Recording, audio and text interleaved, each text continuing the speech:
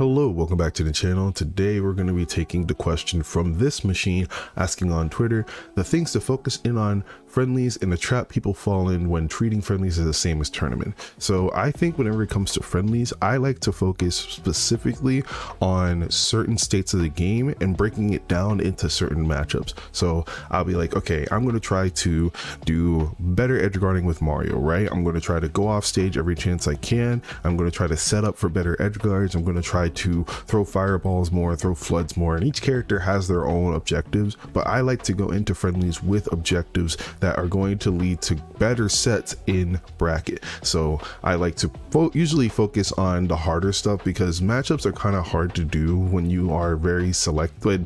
You don't really get to select who you get to fight all the time, but if you can, that'd be great.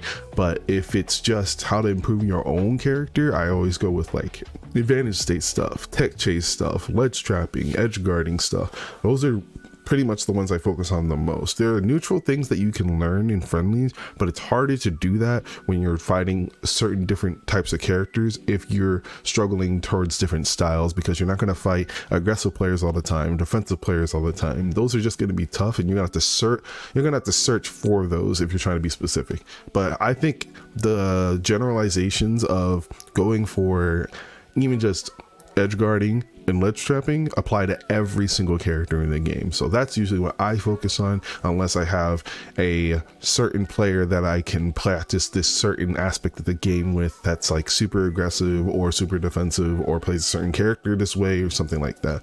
But the trap when people fall into friendlies trying to treat it the same as tournament is, I think, just doing it for too long, because you can get into an autopilot that makes you play way worse and nothing like you would in tournament. So make sure you pace yourself. I just think best of fives or first of fives are the most I do before I take a break and try to just recontextualize what I learned with the player, so I don't just autopilot. It can be good to just play for a while if you just want to get used to a character or just get used to a matchup, but when it comes to actually improving the character you've been playing for a while, I always say pace yourself.